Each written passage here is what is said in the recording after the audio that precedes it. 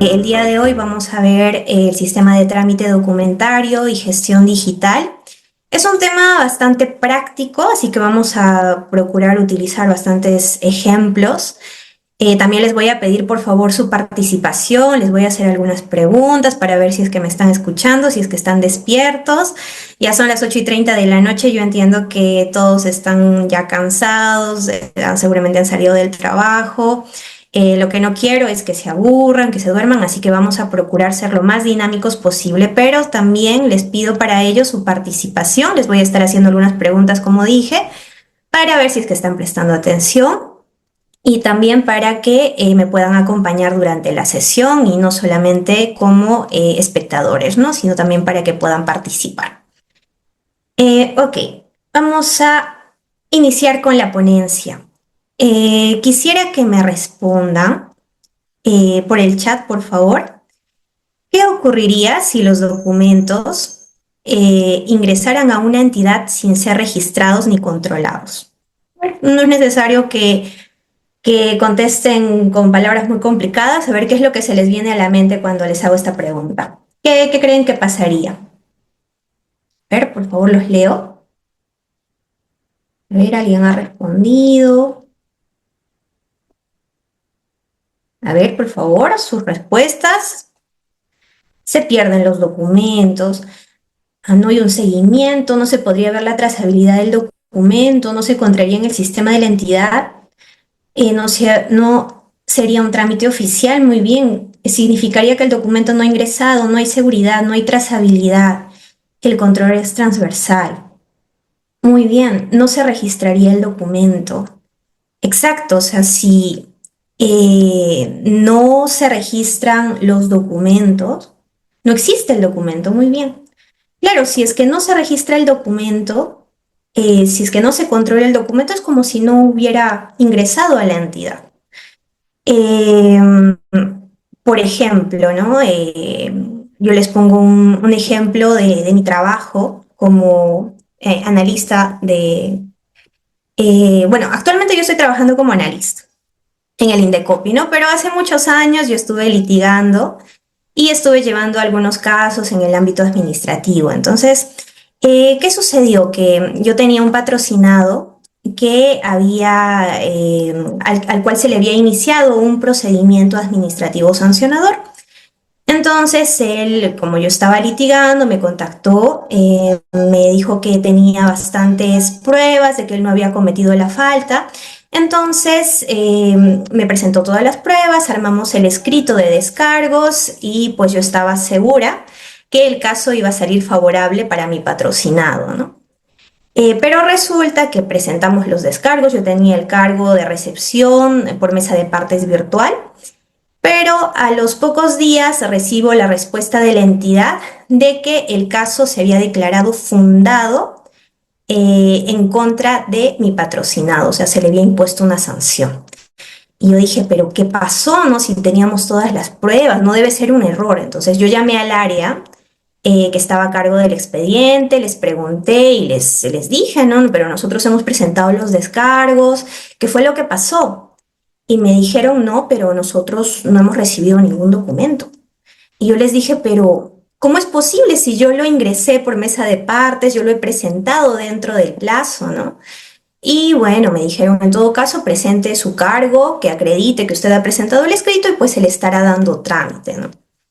Entonces eso fue lo que hice, hice un escrito, ¿no? Inmediatamente en el cual estaba pidiendo la nulidad del acto administrativo que imponía la sanción y que se retrotraiga el expediente al Estado antes de la vulneración de los derechos de mi patrocinado, ¿no? O sea, el momento en el que la autoridad tenía que evaluar los descargos y que se tengan los mismos por agregado. Es así que la autoridad efectivamente verificó que yo había ingresado el expediente porque presenté el cargo de recepción y después de unos días, efectivamente, pidieron que se declare la nulidad del acto administrativo, se declaró la nulidad, se analizó nuevamente el caso y finalmente el expediente se archivó porque no había una prueba contundente en contra del administrado y la información que nosotros habíamos presentado pues era suficiente para poder acreditar que mi patrocinado no había no había incurrido, ¿no?, en esa falta administrativa.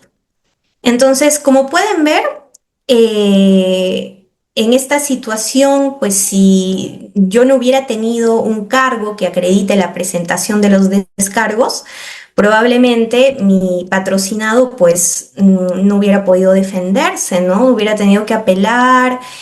Tal vez, ¿no?, en segunda instancia hubiera podido salir favorable la resolución a su favor, pero hubiera sido bastante tedioso, ¿no? Pero como yo tenía el cargo de recepción que acreditaba que yo había presentado la documentación en esa fecha, entonces todo fue más fácil. La misma administración se dio cuenta de su error y solicitó la nulidad. Entonces, cuando escuchamos la expresión trámite documentario, muchas veces pensamos solamente en mesa de partes, pensamos en archivar documentos, pero tenemos que tener en cuenta que el trámite documentario es mucho más que eso, es mucho más que recibir documentos, ¿no?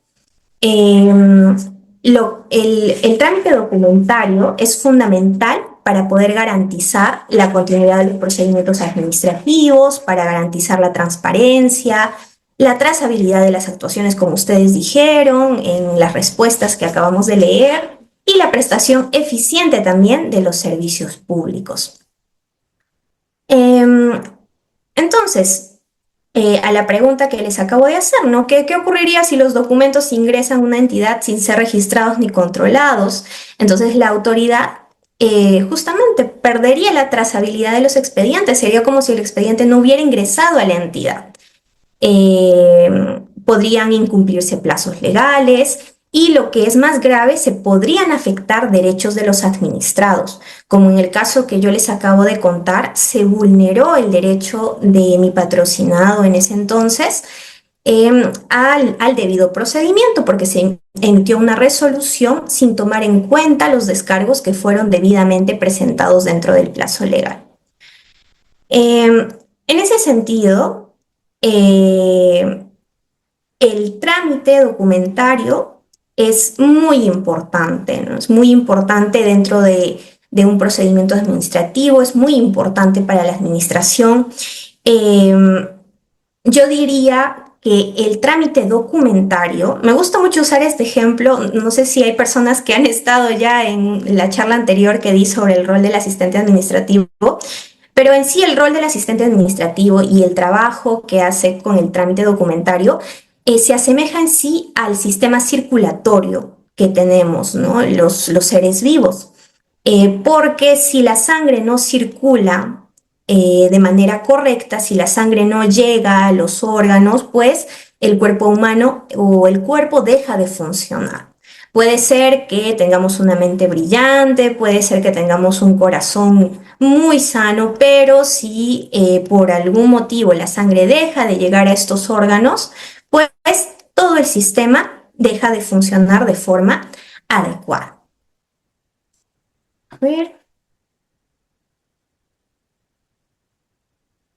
Entonces, ¿qué es el trámite documentario? Em, Como pueden ver, tenemos al centro de la pantalla al documento, ¿no? Y el trámite documentario es una secuencia de pasos, desde la recepción hasta el archivo del documento, ¿no? Tenemos, por ejemplo, como primer paso a la recepción, tenemos el registro, la derivación, el seguimiento, la atención, el archivo del documento. Entonces, el trámite documentario comprende todo el recorrido del documento dentro de la entidad. En el caso que yo les narré hace unos momentos, ¿dónde se dio el problema? ¿Ustedes qué creen? ¿Qué creen que fue lo que pasó? A ver, les cuento que después averigüé que el problema se dio porque Mesa de Partes había derivado mi documento a un área que no era la correcta. Y esa área pues no había trasladado el documento al órgano que se estaba encargando de ver, ¿no?, el procedimiento. Entonces, ¿ustedes en qué parte piensan que se dio el problema? ¿En la recepción, en el registro, en la derivación, en el seguimiento? A ver, por favor, los leo. ¿Qué piensan ustedes? A ver. En la derivación, en el registro, en la recepción, registro en la derivación, en el seguimiento, en la recepción. Tenemos respuestas bastante diversas. En realidad el problema se dio en la derivación. Vamos a analizar cada una de estas etapas poco a poco para que puedan ustedes aprender a diferenciarlas, ¿de acuerdo? ¿Por qué digo que se dio en la derivación? Porque el expediente fue recibido de manera correcta. Como yo dije, yo tenía un cargo de recepción. Pero la persona de mesa de partes, al momento de derivar mi documento al área correspondiente, se equivocó, lo derivó a otra área. Y bueno, y es en ese momento que se da el problema, ¿no? Como les digo, vamos a ver posteriormente cada una de estas etapas para que puedan comprenderlas mejor. A ver. Mm, ok. Para que entiendan mejor, hice este gráfico y generalmente en los cursos de derecho administrativo se usa mucho la analogía de que el trámite documentario es como el ciclo de vida de un ser vivo, ¿no? Porque el documento ingresa, el documento se tramita y finalmente se archiva, ¿no? Y se parece al ciclo de vida de un ser vivo porque el ser vivo nace, crece y muere, ¿no? Y el documento igual, el documento nace con la recepción. Puede ser que el documento sea de 6 páginas, por ejemplo, si se presenta una denuncia, puede ser que la denuncia tenga solo 6 páginas, pero después se emiten las resoluciones, las notificaciones, la otra parte presenta descargos, se emiten decisiones, se va a la segunda instancia y el expediente crece, ¿no? Se va haciendo grande hasta que finalmente se termina el trámite y el expediente, entre comillas, muere, ¿no? O se archiva. Vamos a ver cada una de estas etapas, pero para que lo tengan en mente es más o menos así, ¿no? Es lineal, ¿no? La vida del documento, porque se recibe, como les digo, y termina con el archivo, ¿no? ¿Qué riesgos existen cuando falla una etapa del trámite documentario? Por ejemplo, tenemos riesgos en la recepción del documento. ¿Qué riesgos pueden suceder en esta etapa? Por ejemplo, que los documentos no sean recibidos oportunamente. En el caso que les di hace un momento, ¿no? Yo había presentado oportunamente el escrito de descargos, pero el área no lo recibió en su momento, pensó que yo no había presentado, o bueno, que mi patrocinado no había presentado descargos, lo declaró incluso rebelde dentro del procedimiento y lo sancionó, ¿no? Entonces, si bien esa situación que les cuento no se dio exactamente en esta etapa, pero puede ser, por ejemplo, que en el caso de la recepción, por ejemplo, puede ser que la persona que atiende en mesa de partes no se encuentra en ese momento en la oficina, no lo sé, tal vez tuvo algún problema, ¿no? Y hay un administrado que quiere presentar su documento en ese momento y le dicen, no, señor, regrese, no sé, mañana o más tarde porque la persona encargada de mesa de partes no está. Entonces, esa es una situación que no se puede dar porque la administración eh, tiene que garantizar la atención continua en mesa de partes, pero digamos que una situación así se da, ¿no? Podría suceder, ¿no? Que el documento no sea recibido en ese momento. Ese es un riesgo. O sea, estamos hablando en este momento de cosas que no deberían pasar, ¿no? De riesgos que tenemos que tener en cuenta que no deberían pasar en estas etapas, ¿no? Eh, También, por ejemplo, se da el caso en el que el documento, como veremos más adelante, puede ser presentado a través de la mesa de partes física o a través de la mesa de partes digital. Cuando es presentado a través de la mesa de partes digital, el documento ingresa a la mesa de partes. La atención de la mesa de partes digital es continua los 7 días de la semana, las 24 horas del día. Entonces, los administrados pueden presentar, por ejemplo, sus escritos el día viernes a las 11:45 de la noche. El hecho de que el administrado presente su escrito a esa hora o que exista una mesa de partes de atención continua quiere decir que la administración está obligada a tener una persona en mesa de partes que esté todo el tiempo recibiendo los documentos que ingresan, incluso días que no son hábiles o fuera del horario de oficina. No, no es así, no. Los sistemas de mesa de partes son sistemas automatizados. Entonces, los sistemas van funcionando incluso días inhábiles, sábados, domingos, feriados, de noche, de madrugada. Pero ¿qué pasa? Que si bien, por ejemplo, el documento puede haber ingresado el día viernes a las 11:45 de la noche y para efectos del plazo de presentación, si se toma en cuenta esa fecha, eh, la autoridad administrativa lo recibirá al día siguiente hábil, ¿no? O sea, la autoridad administrativa tendrá hasta el día lunes, que sería el día siguiente hábil, para poder recibir el documento. Entonces, ¿qué puede pasar? Puede pasar que, porque, bueno, anteriormente, hace más o menos unos 2 años, no todas las entidades tenían mesas de partes automatizadas, ¿no? Actualmente tampoco es así, ¿no? Muchas entidades todavía trabajan con correos electrónicos. Entonces, si no cuenta con una mesa de partes automatizada, lo que genera, lo que sucede es que la persona que recibe el documento por correo electrónico tiene que enviar el cargo de recepción una vez que haya recibido el documento. ¿No? Pero como son muchos correos los que recibe, entonces tal vez se le traspapeló el documento y finalmente no lo recibió. Entonces eso podría generar un problema al momento de la recepción, ¿no? El caso, por ejemplo, de los documentos que ingresan por correo, si es que no se cuenta con una mesa de partes automatizada y que genere cargos de recepción de manera automática, ¿no? Luego tenemos los errores en fechas de ingreso.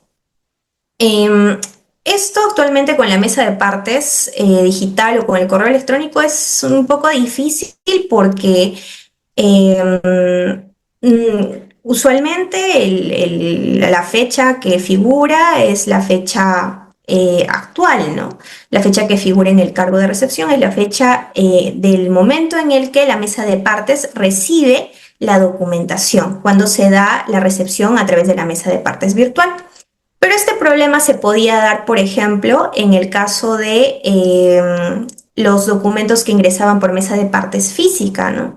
Puede ser que la persona de mesa de partes, la secretaria, tal vez no eh, indicó, tal vez no registró la fecha correcta y registró una fecha anterior y eso podría generar también un problema en la recepción del documento, ¿no?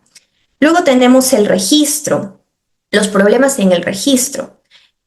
Por ejemplo, tenemos el caso de la información incompleta o incorrecta.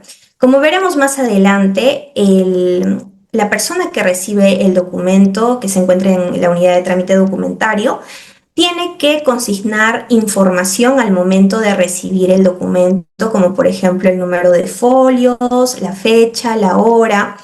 ¿Qué pasaría, por ejemplo, si si el documento, por ejemplo, tiene 10 folios y la mesa de partes pone que el documento tiene 12 folios? Entonces, el administrado no advierte ese error y posteriormente, cuando el órgano encargado de tomar la decisión o de revisar el documento verifica que el documento que tiene en sus manos, los folios del documento no coinciden con los que están registrados, entonces podría tener problemas porque tal vez podría pensar que falta un anexo, que falta documentación, ¿no? Entonces es muy importante tener bastante cuidado al momento de recibir los documentos para evitar consignar información incompleta o incorrecta. Luego tenemos también la duplicidad de registros. Puede suceder, por ejemplo, que un administrado presente dos solicitudes pidiendo exactamente lo mismo, pero a dos oficinas diferentes, ¿no? Por ejemplo, ¿no? En el caso de Indecopi, nosotros tenemos oficinas que se encargan de ver los casos en procedimiento ordinario y en procedimiento sumarísimo. El procedimiento ordinario tiene un plazo de tramitación de 120 días hábiles y el procedimiento sumarísimo de 30 días hábiles. Y bueno, tenemos órganos a nivel nacional, tenemos órganos en Tacna, en Puno, en Arequipa. Entonces, ¿qué podría hacer un administrado, no? Pensando maliciosamente, podría decir, bueno, voy a presentar mi denuncia en Tacna, en Junín y en Puno y voy a ver qué órgano lo va a resolver más rápido o cuál lo va a resolver a mi favor, ¿no? Lo podría hacer si es que no hay un control de los documentos que ingresan, pues sí, ¿no? Lo podría hacer y podría obtener tres decisiones diferentes por el mismo tema, ¿no? Y bueno, en ese caso habría un abuso por parte del administrado del uso de, de un derecho, pero si es que no hay una correcta trazabilidad de los documentos y si no hay una correcta comunicación entre las áreas, esa situación se puede dar, ¿no? No obstante, por ejemplo, nuestros sistemas, cuando se presenta una denuncia, nos permiten verificar si es que existen denuncias registradas por otros órganos resolutivos. Entonces, si verificamos que ya existe una denuncia presentada, lo que hacemos es derivar la denuncia al área que lo está viendo con anterioridad, ¿no? Y justamente eh, la existencia de, el trámite, de un correcto trámite documentario evita que puedan pasar este tipo de situaciones. Luego tenemos la derivación. ¿Qué problemas en la derivación? Cuando se envía el expediente o el documento al área equivocada, ¿no? Como el caso que les comenté hace un momento, mi documento se envió a un área incorrecta. No, yo lo había presentado a la Secretaría Técnica que había los procedimientos disciplinarios y resulta que lo habían enviado pues a una oficina XY, ¿no? Que no tenía nada que ver con los procedimientos disciplinarios y esa oficina se había guardado el documento durante más de un mes, ¿no? Entonces, podría darse esa situación, ¿no? Lo correcto para no afectar los derechos del administrado sería que, bueno, si es que se ha dado esa situación, si es que se ha cometido ese error, es que el órgano, la oficina que ha recibido el documento por error, pues lo derive de manera inmediata a la oficina correcta, ¿no? Eso sería lo correcto porque al final las personas nos podemos equivocar, ¿no? Los sistemas tampoco son perfectos. Puede ser que un día el sistema colapse y pues envíe documentos a donde no debe, entonces no podemos simplemente excusarnos y decir, no, fue error del sistema y yo no, bueno, no tengo la culpa, ¿no? No, en ese caso tenemos que tratar de actuar de la manera más rápida posible para tratar de remediar la situación y evitar que se puedan afectar derechos de los administrados. Luego tenemos retrasos en la atención. Bueno, como en el caso que les conté, de la misma forma, no hubo un retraso en la atención porque nosotros esperábamos que el caso se iba a resolver pues en un plazo de 120 días hábiles, que era el plazo máximo, y resulta que se resolvió en mucho más tiempo porque como la autoridad tuvo que pedir la nulidad de la resolución que impuso la sanción a la segunda instancia, pues ahí pasó como 3, 4 meses. Pudo haber sido más si no lo hubiéramos advertido a tiempo, ¿no? Pero hubo un retraso de todas formas. Y esta situación se puede dar de distintas maneras, ¿no? Por ejemplo, si se presenta un escrito de apelación y no se deriva al área adecuada, esto podría ocasionar también que la autoridad declare consentida la decisión y después, si es que advierte su error, pues que tenga que declarar las nulidades de los actos e incurriría en mayores actuaciones que podrían alargar el plazo de tramitación. Luego tenemos riesgos en la atención, por ejemplo, el incumplimiento de plazos. Bueno, por ejemplo, en el caso de las apelaciones, para poder atender la apelación, muchas entidades tienen o sea, depende de la entidad, ¿no?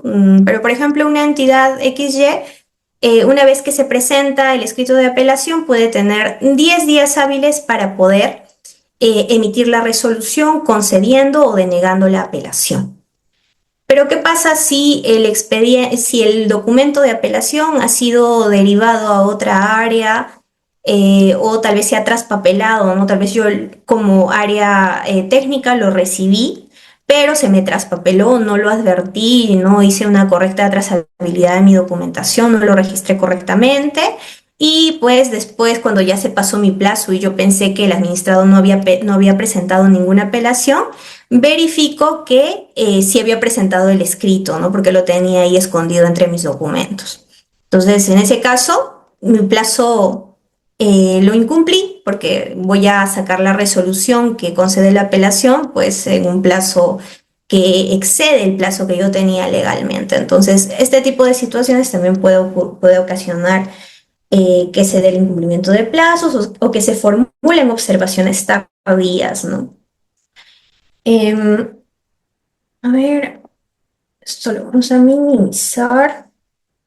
Y en el caso de archivo, por ejemplo, se puede dar la pérdida de documentos si los documentos, los expedientes, una vez que el trámite ha concluido, no se encuentran debidamente archivados.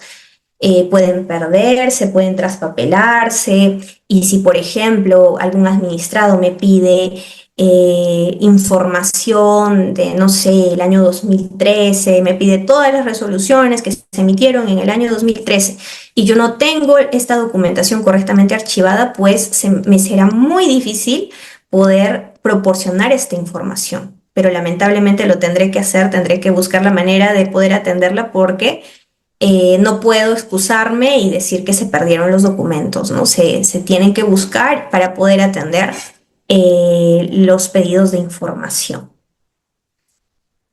Entonces, vamos a desarrollar cada una de estas etapas de manera mucho más detallada.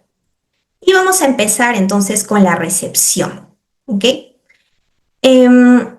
En la recepción, eh, bueno, como dijimos anteriormente, ¿qué es lo que recibe la unidad de trámite documentario? La unidad de trámite documentario recibe documentos.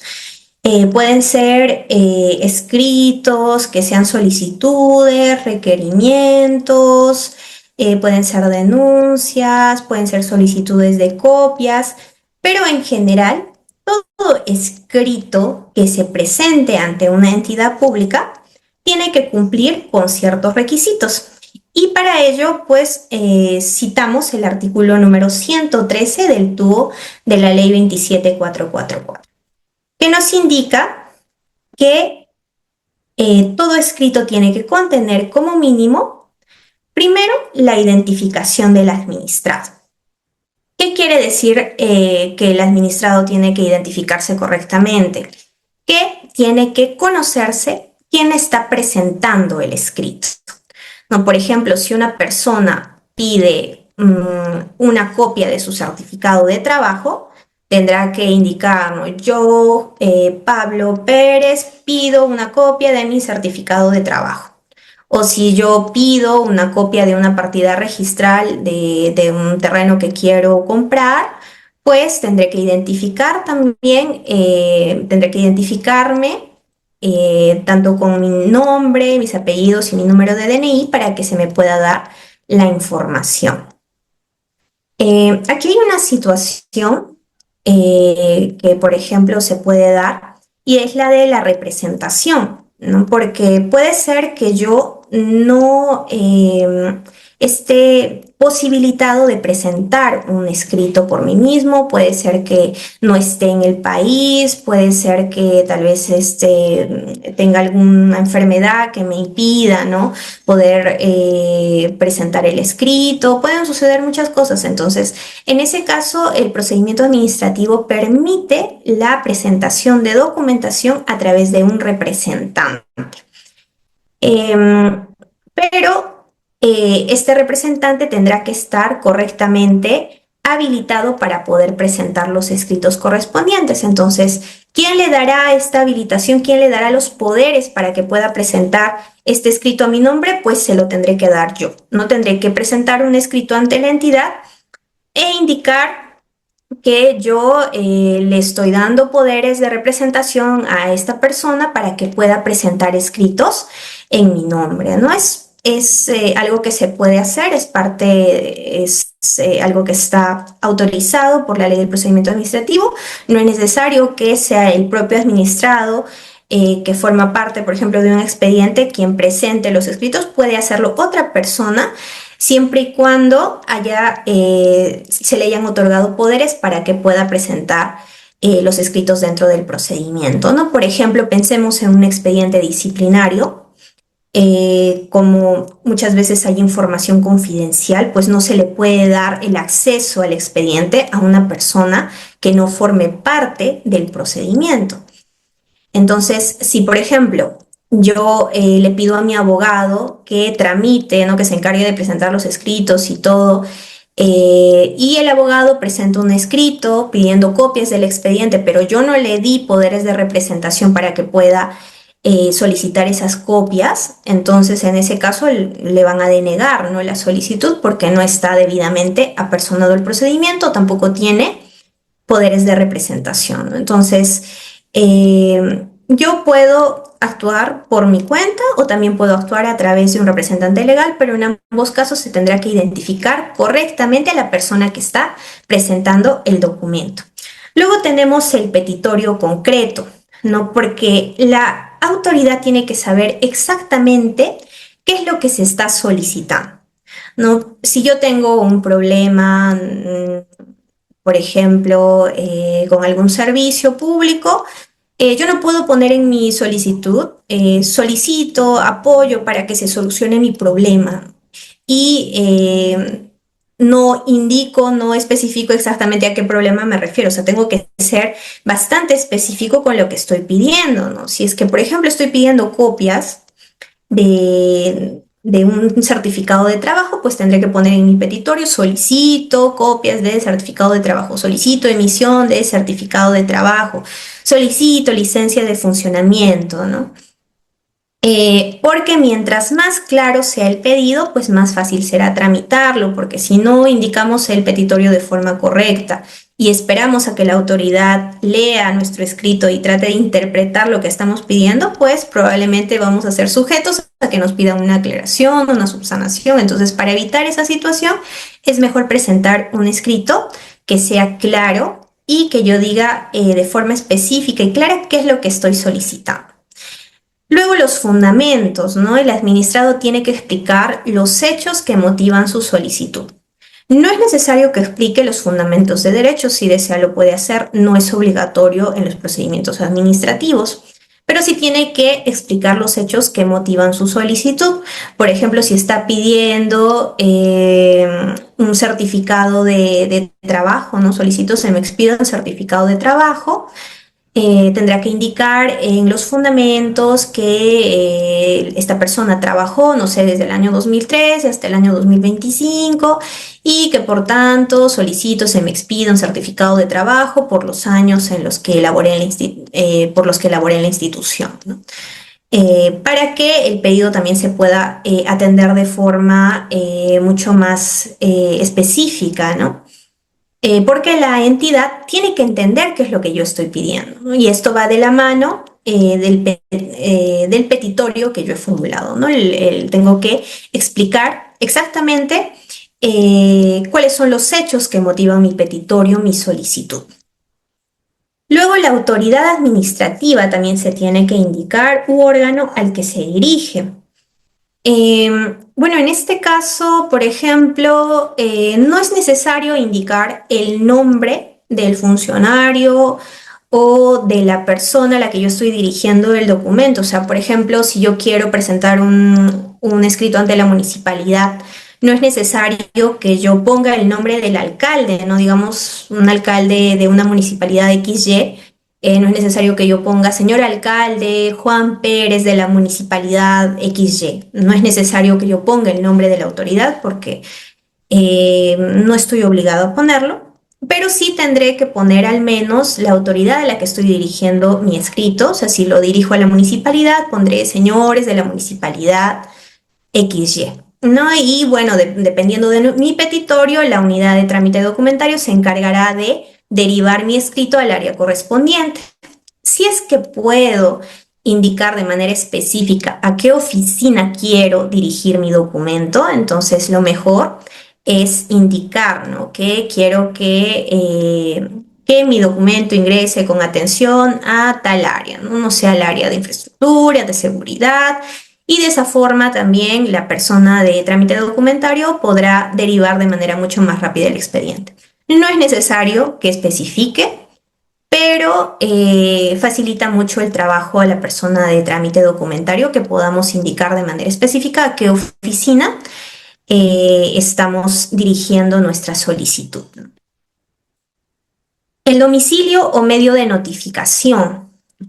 También es importante que se indique el domicilio para que se puedan comunicar válidamente las decisiones, las resoluciones que se emitan en el marco del procedimiento, ¿no? Por ejemplo, si uno está postulando a una beca de beca 18, pues tendré que consignar un correo electrónico para que me puedan hacer llegar cualquier notificación, cualquier decisión que se tome respecto a mi postulación. Si yo estoy presentando una solicitud para obtener un certificado de trabajo, pues también tendré que poner mi correo electrónico o la dirección a donde quiero que se me haga llegar el certificado correspondiente, ¿no? Y es importante que el domicilio sea correcto, porque suele pasar que a veces el administrado se equivoca al momento de poner su domicilio.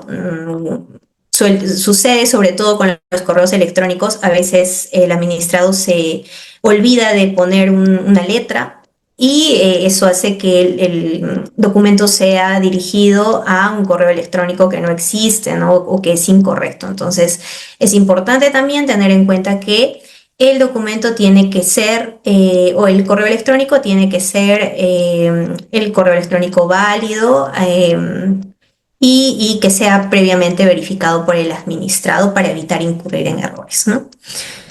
Luego tenemos los anexos, que son los documentos que sustentan la solicitud. Por ejemplo, para poder solicitar una licencia de funcionamiento, se tienen que adjuntar los requisitos exigidos en el TUPA.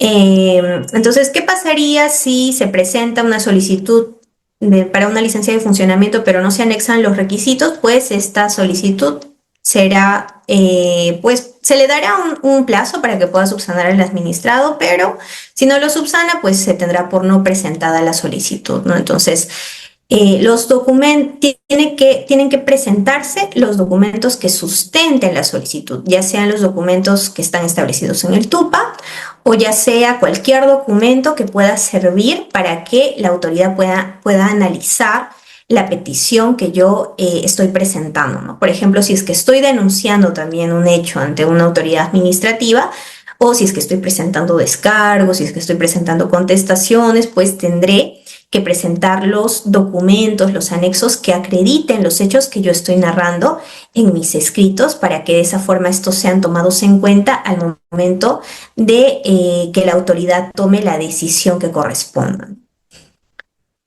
Luego es importante también el número de expediente.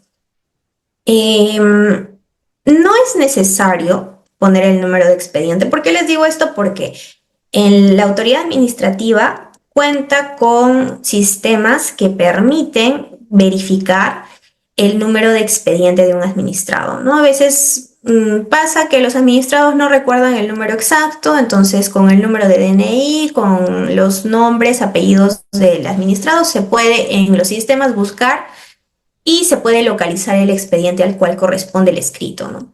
Pero obviamente esto quita tiempo, entonces lo ideal es que el administrado pueda colocar el número de expediente para que el escrito sea derivado directamente a ese expediente, ¿no? Por ejemplo, también una empresa puede presentar un recurso de apelación. Si consigna el número de expediente, entonces la entidad puede ubicar rápidamente el procedimiento correspondiente. Pero si es que no lo indica, entonces, como les dije anteriormente, la búsqueda será mucho más larga e incluso puede haber errores, ¿no?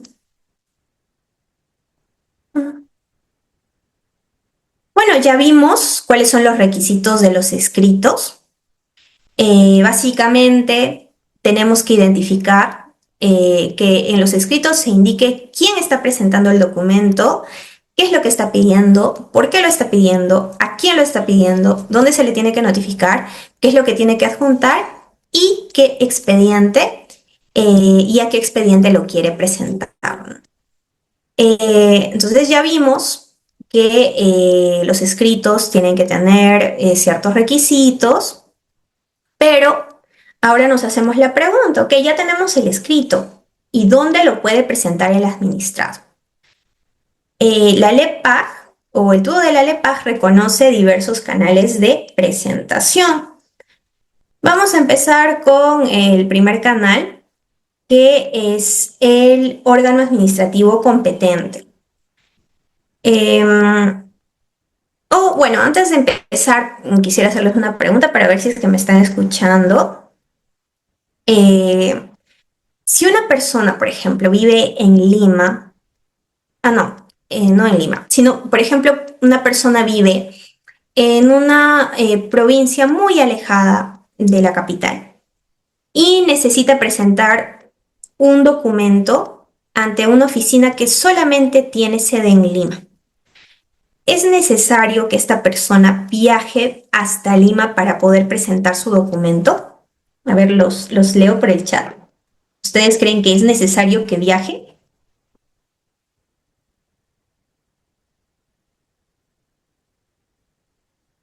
No, no es necesario, puede hacerlo virtual. No, no es necesario, no, puede presentar por mesa de partes virtual. Excelente, no se cuenta con la mesa de partes virtual. Excelente. Pues sí, ahora existe la mesa de partes virtual, pero ¿qué pasaba antiguamente cuando no existía la mesa de partes virtual? La LEPAG, eh, la LEPAG a través del artículo 119 señaló que el administrado podía optar por otros medios de presentación del documento, ¿no?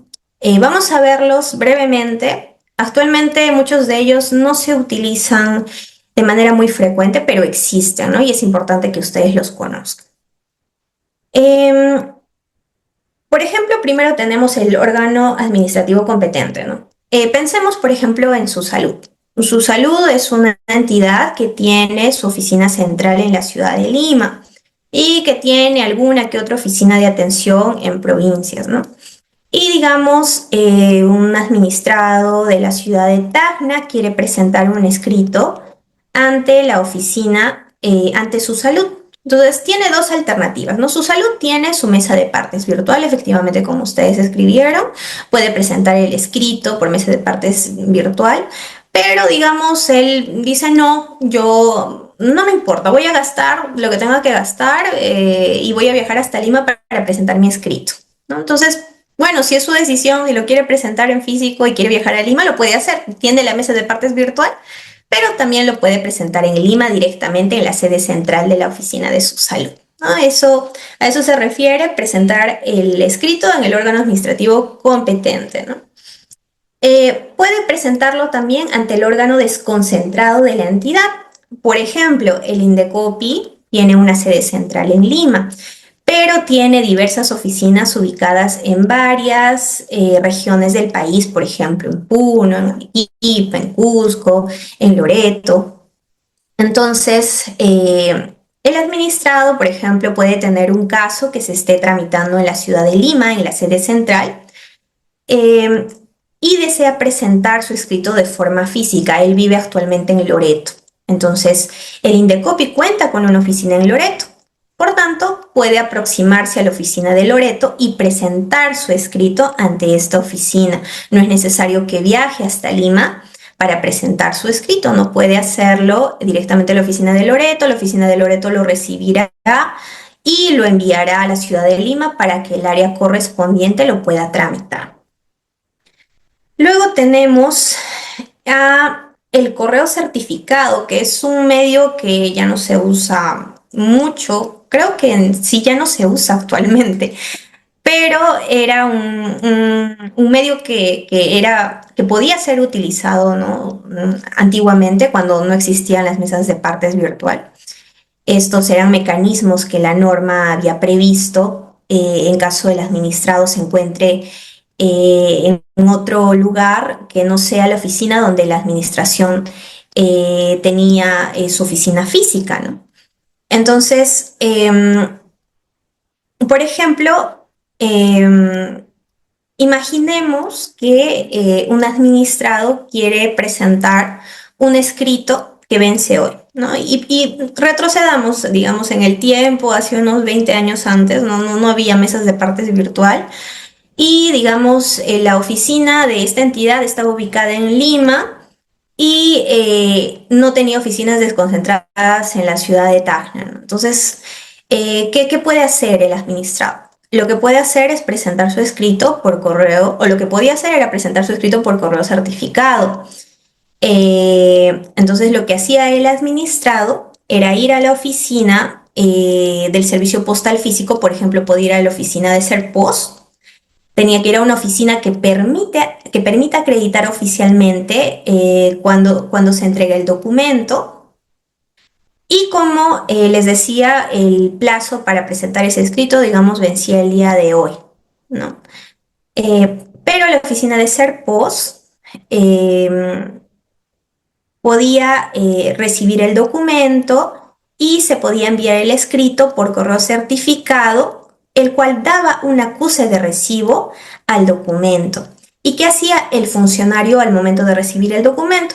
El funcionario de Serpost pues recibía el documento, coloca el sello con la fecha, entrega la constancia y registra el envío. Entonces, ¿esto por qué es importante, no? Porque la entidad, ¿no?, podía recibir el escrito varios días después. Digamos, yo lo presenté el día de hoy en la oficina de Serpost y la entidad lo recibe el 18 de agosto. Entonces, ¿cuál es la fecha de presentación que se considera? ¿El 15 o el 18? ¿No? Lo que nos dice la norma es que se considera presentado el 15 porque la LEPAJ reconoce la fecha de presentación ante el servicio postal certificado. Entonces, este era un medio que se podía utilizar. También existe otro medio, por ejemplo, que es el de presentar los escritos a través de la oficina del procurador, no, disculpen, del prefecto, a través de las prefecturas. Y eran medios, ¿no?, que se podían utilizar antiguamente cuando no habían mesas de partes virtuales. Actualmente creo que la gran mayoría de personas utilizan las mesas de partes virtuales, ¿no? Eh, y luego tenemos también las oficinas consulares o representaciones diplomáticas, ¿no? También las oficinas consulares pueden recibir documentos. Por ejemplo, en el caso de los peruanos que residen en el extranjero, estos pueden presentar sus documentos a través de las oficinas consulares o representaciones diplomáticas, las cuales remiten posteriormente los documentos a la entidad competente, ¿no? Entonces, por ejemplo, un peruano que se encuentra en Estados Unidos puede presentar su documentación, su documento ante el consulado sin necesidad de viajar a Perú, ¿no? Pero obviamente toda esta situación ha evolucionado porque actualmente contamos con los medios electrónicos, ¿no? Y contamos con las mesas de partes digital. Eh, em, Considero que una de las mayores transformaciones que ha tenido el Estado en los últimos años ha sido la incorporación de los medios electrónicos para poder recibir los documentos, ¿no? Actualmente, la gran mayoría de entidades cuenta con mesas de partes digitales y con sistemas de transmisión de datos a distancia, ¿no? Y algo importante en este punto es que hasta antes de la pandemia se contaba con la opción de poder presentar los documentos a través del sistema de transmisión de datos a distancia o a través de las mesas de partes digitales, pero se pedía al administrado que en el plazo de 3 días hábiles presente el escrito en físico. O sea, la presentación virtual estaba sujeta a la presentación del escrito en físico, ¿no? Luego de la pandemia se quitó se quitó temporalmente, ¿no? El requisito de presentar la documentación en físico y pues esto funcionó bastante bien durante la pandemia y finalmente esto fue adoptado de manera definitiva por la LEPAC, ¿no? Actualmente no es necesario que el escrito que es presentado de forma digital sea presentado de manera física, no basta con su presentación digital ante la mesa de partes virtual. Y bueno, finalmente tenemos la presentación personal o mediante terceros. El administrado no está obligado a presentar por él mismo el documento. Puede enviar a un familiar, a su abogado, a otra persona para que pueda presentar el documento ante la entidad. No es necesario que el mismo administrado que firme el documento presente el documento, no puede enviar a otra persona.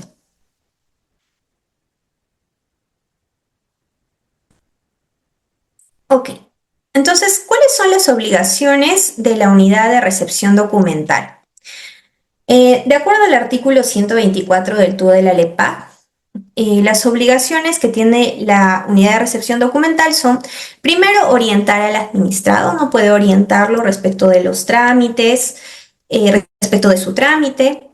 Por ejemplo, si es que ve que el administrado no ha consignado su correo electrónico para ser notificado, le puede orientar y le puede decir, bueno, señor, si es que usted consigna su correo electrónico, la notificación va a ser más rápida o nosotros contamos también con este mecanismo de notificación electrónica, así que si tiene un correo electrónico podría también consignarlo para que se le notifique de forma más rápida, o si es que ve que tal vez hay algún requisito que el administrado no está presentando, lo puede orientar y le puede decir, señor, usted no está presentando su pago de tasa administrativa, probablemente se le va a hacer una observación posteriormente. Entonces, mi recomendación es que usted pueda subsanar esto, ¿no? Puede orientarlo respecto del trámite que el administrado está realizando. Puede recibir también los documentos presentados. Esa es otra obligación que, bueno, es bastante obvia, ¿no? La recepción de los escritos presentados. Puede registrar el ingreso de la documentación y expide la constancia de recepción. Pero, ¿qué es lo que no puede hacer? La unidad de trámite de recepción documental no puede evaluar el pedido. Por ejemplo, no puede leer el escrito y decirle al señor, señor, este escrito que usted ha presentado es improcedente, ¿no? Por gusto lo está presentando, igual la autoridad no le va a dar la razón. Entonces, esa es una calificación, ¿no? Está evaluando el pedido, eso la unidad de trámite documentario no lo puede hacer, por más que el pedido sea abiertamente improcedente, sepamos que se va a infundar, la unidad de recepción documental no puede indicarle al administrado eso, ¿no? No puede hacer una evaluación del pedido. Tampoco puede decidir si procede porque no tiene competencia para decidir. El órgano competente es la autoridad técnica encargada de la evaluación del expediente o del escrito, ¿no? No puede rechazar el escrito. Esta es una obligación, esto es algo que no puede hacer, pero que muchas veces se hace, ¿no? Eh, ¿Qué sucede? Que, no sé, ustedes tal vez han escuchado, ¿no?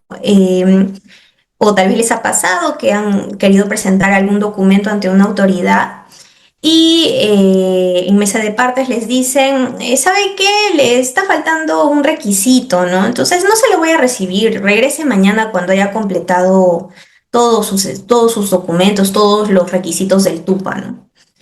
O les dicen, no, no, primero usted tiene que consultar al área técnica que le den los requisitos y después recién puede presentar su documento, ¿no? Entonces, en esos casos, la unidad de recepción estaría rechazando el escrito, ¿no? Y eso es algo que no puede hacer. Así la unidad de recepción vea que falta un requisito del TUPA, así advierta que el pedido es improcedente, así advierta que tal vez el órgano ante el cual se está presentando la documentación no es competente, de todas formas lo tiene que recibir. ¿ok? La regla es que lo tiene que recibir. Pero ustedes dirán, pero Raiza, ¿qué pasa si ese escrito, por ejemplo, no sé, puede ser que solamente haya presentado el escrito y no haya adjuntado ningún requisito del TUPA? ¿Aún así yo lo debo recibir? Sí, pero ahí hay un matiz, ¿no? ¿Qué es lo que tiene que hacer la unidad de recepción documental? Si es que advierte que el administrado no está presentando alguno de los requisitos, en ese momento tendrá que hacer una observación al administrado y darle un plazo para que pueda subsanar. Pero de todas formas lo tiene que recibir, lo tiene que registrar y en ese momento hará la observación para que el administrado pueda subsanar su escrito. Entonces no puede negar o no puede rechazar el ingreso de los escritos. Eso está expresamente establecido en el artículo 124. Y tampoco puede exigir requisitos no previstos, ¿no? Recuerdo que una vez yo presenté un escrito ante me parece que era una UGEL X, ¿ok? Y era un escrito, no recuerdo exactamente sobre qué, pero era sobre un procedimiento que estaba contemplado en el TUPA, ¿no? Yo había leído el TUPA, entonces presenté el escrito con los anexos que eran necesarios y cuando llego a la mesa de partes me dicen, no le vamos a recibir el escrito porque tiene que presentarse en un folder amarillo y usted no lo ha presentado en folder amarillo. Y yo le dije, pero señorita, ¿dónde está ese requisito, no? En el TUPA no está. Y me dijo, no, pero mire, aquí en los requisitos que están, tenía una hojita que estaba pegada al costado de la mesa de partes y decía, todos los expedientes tienen que presentarse con folder amarillo, ¿no? Y yo le dije, no, me lo tiene que recibir. Me lo tiene que recibir porque es un requisito que no está contemplado en el TUPA. Y no quería hasta que al final, pues, lo recibió, ¿no? Pero la mesa de partes no puede exigir requisitos que no estén previstos, no se puede inventar en ese momento requisitos, ¿no? Que no hayan sido previstos en el TUPA. Mm, y bueno, aquí para que entiendan mejor el tema de las observaciones y la subsanación documental, como les decía, ¿no? El documento se recibe y la entidad está obligada a recibir el documento. Digamos que este documento tiene, por ejemplo, ¿no? Digamos que el administrado ha presentado una solicitud o ha presentado una denuncia y tenía que adjuntar una tasa de X soles, pero se olvidó de adjuntar el pago de su tasa, ¿no? Entonces, en ese momento, la unidad de recepción documental le hará una observación por única vez y le indicará, ¿no? Señor, usted no ha presentado su tasa, entonces tiene el plazo máximo de 2 días para poder subsanar esta omisión. Si es que no subsana, entonces se tiene por no presentado el escrito. Si es que subsana dentro del plazo, se continúa con el procedimiento. ¿Y qué pasa si es que subsana fuera de plazo? O sea, sí subsana, pero fuera de los 2 días. De todas formas, se tiene por no presentado su escrito porque no lo subsanó dentro del plazo otorgado. Entonces, por ejemplo, aquí vamos a hacer un pequeño ejercicio. Yo uso ejemplos de Indecopy porque trabajo en Indecopy, como ustedes ya saben. Y, por ejemplo, aquí tenemos al TUPA de Indecopy de un procedimiento que es la denuncia por infracciones a las normas sobre protección al consumidor. Y como pueden ver, en la parte de la izquierda tenemos los requisitos, ¿no? Son 8 requisitos. Por ejemplo, está la firma del denunciante, ¿no? Es un requisito, los medios probatorios y a la mano derecha hay un monto que es la tasa de 36 soles, la tasa administrativa de 36 soles que se tiene que pagar, ¿no? Entonces, ¿qué puede pasar? ¿No? Puede ser que el administrado presentó su escrito de denuncia pues le faltaban tres requisitos, ¿no? Su escrito no estaba con la firma, no había adjuntado la tasa y tampoco había adjuntado los medios de prueba correspondientes. Entonces, la unidad de recepción documental recibe el documento y le dice, señor, le faltan estos tres requisitos, tiene 2 días para subsanar. Entonces, el administrado subsana dentro de los 2 días y con eso se continúa el procedimiento. Eso es lo correcto. Pero, ¿qué sucede? Puede pasar, y bueno, es una situación que ha pasado y justamente por eso en la norma existen, ¿no?, algunos remedios para poder combatir este tipo de situaciones. Puede pasar, por ejemplo, que el administrado presenta su denuncia y le faltan tres requisitos. Nosotros vamos a continuar con el mismo ejemplo de hace un momento, ¿no? El mismo administrado presenta su denuncia, le faltan estos tres requisitos. Entonces, un momento, por favor. Voy a tomar un poco de agua. Entonces,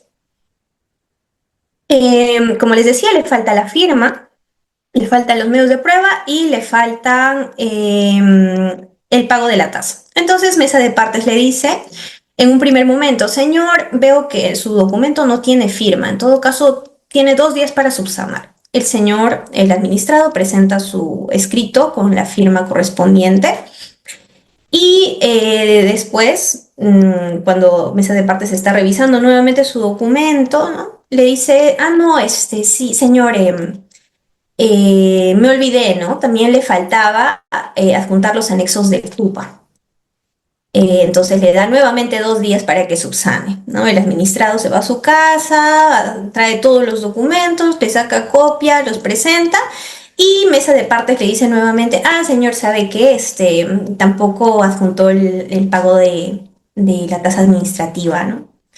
Entonces esto lo puede hacer la unidad de recepción documental, pues no lo puede hacer, ¿no? La observación se tiene que hacer de forma integral y solo se hace por única vez. Si no, habría una demora innecesaria en los procedimientos, habría sobrecostos para la administración, porque cada observación que se tiene que hacer genera pérdida de tiempo para la propia administración, ¿no? Y también para los administrados, obviamente, y también se estarían afectando a los administrados. Por esa razón, este tipo de situaciones, por ejemplo, en la norma están previstas como barreras burocráticas. Si es que se hace una observación por más de una vez, esta situación es una barrera burocrática que puede ser denunciada ante el INDECOPI, o si no, también se puede presentar una denuncia contra el funcionario, contra el servidor público que estaría requiriendo esta información, ¿no?, de manera indebida y podría ser factible de una sanción administrativa. O incluso se puede presentar también un reclamo ante el libro de reclamaciones, ¿no? Ahora vamos a pasar, bueno, esta etapa, la etapa de la recepción es bastante grande. Vamos a pasar a las otras etapas de manera más breve, porque tenemos varios temas para desarrollar el día de hoy. Creo que me extendí mucho con esta primera etapa, pero me parece que es la más extensa. Luego tenemos al registro documental que está establecido en el artículo 117 del TUDO de la LEPAC y nos dice que la unidad de recepción documental tiene que registrar el número de ingreso, la naturaleza del documento, la fecha de presentación, el remitente y el destinatario. Aquí hay bueno, aquí en esta etapa tenemos al cargo de recepción, ¿no? Una vez que el documento se registra en el sistema, se genera el cargo de recepción. ¿Y qué es lo que tiene que contener el cargo de recepción? Tiene que contener la fecha, la hora, el número de ingreso, la entidad receptora y la validación del receptor. Y el cargo tiene valor probatorio respecto de la presentación del documento. Como les mencioné al inicio de la exposición, ¿no?, yo tuve un caso, ¿no?, en el que estuve litigando y pues si yo no hubiera tenido mi cargo de recepción, pues el administrado hubiera tenido problemas, no hubiera tenido cómo probar que presentó sus descargos dentro del plazo otorgado, ¿no? Entonces, es muy importante poder conservar estos cargos, ¿no? Actualmente con la mesa de partes digital es más fácil porque suele llegar el cargo al correo electrónico, ¿no? Y bueno, ahí podemos tener todos los cargos almacenados por si en algún momento los llegamos a necesitar. El cargo de recepción ha evolucionado, ¿no? Porque en un inicio, por ejemplo, se usaban los sellitos, ¿no? Muchos de ustedes seguramente conocen estos sellos. Actualmente se siguen usando, ¿no? Se siguen usando, no digo que han desaparecido, pero en las entidades grandes normalmente ya se está optando por el uso de código de barras que se imprimen, ¿no? Luego del registro del documento, se imprimen de forma automática y se pegan en el escrito, ¿no? Por ejemplo, en el Indecopy, si es que ustedes tienen la oportunidad de presentar algún escrito, se genera un código QR, ¿no? Como el que pueden ver en la pantalla. Y con ese código QR se puede ingresar al expediente y se le puede hacer seguimiento al escrito. Y también, por ejemplo, tenemos el cargo o el acuse de recibo que se recibe a través de correo electrónico. Por ejemplo, como pueden ver en pantalla a la derecha, yo presenté una solicitud de acceso a la información al Mininter y me llegó un acuse de recibo de documento, ¿no? Que es el cargo de recepción que me llegó por haber presentado esa solicitud. Y bueno, como pueden ver, en todos estos cargos se consignó la información que indiqué anteriormente. Tenemos la hora, la fecha, el número de folios y la firma, la constancia de recepción del servidor que recepcionó mi documento, ¿no? Luego tenemos la derivación documental. Bueno, una vez que el expediente ha sido registrado, se tiene que derivar al área correspondiente. Como les decía hace unos minutos, ¿no? Les dije que se podían presentar escritos las 24 horas del día, los 7 días de la semana, ¿verdad? Eso es cierto, ¿no? Eso es cierto. Se pueden presentar escritos actualmente todos los días, días feriados, sábados, domingos, de madrugada, a la medianoche. Las mesas de partes virtuales están activas durante todo el día, ¿no? Todos los días de la semana. Pero ¿qué pasa, por ejemplo, si yo presento un escrito de apelación? Digamos que hoy es el último día para presentar el escrito de apelación de un caso que llevo y son las 11:45 de la noche o son las 11 de la noche. Entonces, si es que yo lo presento a esa hora, ¿cuál será con qué fecha se tendrá presentado mi escrito? ¿Será con la fecha del día de hoy o será con la fecha del día de mañana? No había esa duda anteriormente en la administración. Muchas entidades, por ejemplo, pusieron comunicados donde decían, no, los escritos presentados hasta las 4:30 de la tarde serán considerados presentados dentro del día y los que se presenten después de esa hora serán considerados como presentados al día siguiente, ¿no? Entonces, esa situación actualmente ya ha quedado clara. El Indecopy ha emitido algunos pronunciamientos en su comisión que han sido emitidos por la comisión o por el área de barreras burocráticas. Y actualmente, si los administrados presentan un documento por medio de la mesa de partes virtual fuera del horario de oficina, este documento se tiene por presentado el día de la presentación del documento. O sea, si el usuario ha presentado hoy su documento a las 11:45 de la noche, se tiene por presentado el día de hoy. Pero ¿qué sucede para la recepción de los documentos? Más bien es diferente la situación, ¿no? Porque si bien el escrito se tiene por presentado el día de hoy, pues la entidad para poder recibir los documentos tiene hasta el día siguiente hábil, ¿no? Entonces, el día de mañana la mesa de partes recibirá mi documento y lo tendrá que derivar el mismo día al área correspondiente para que le dé atención. Pero eso ya es un tema de trámite interno para el administrado, la fecha que prevalece, la fecha que se tendrá en cuenta para la contabilización de los plazos, para saber si ha presentado o no su recurso dentro del plazo, será la fecha de presentación del documento. O sea, si yo tenía hasta hoy para presentar mi escrito de apelación y yo lo presenté a las 11:45, se tiene por presentado a las 11:45 y por tanto estaría presentando mi escrito dentro del plazo. Y bueno, como les dije también hace un momento, ¿no? En la derivación muchas veces se generan muchos problemas, ¿no? Como el que yo tuve, que se derivó a un área que no era la correcta.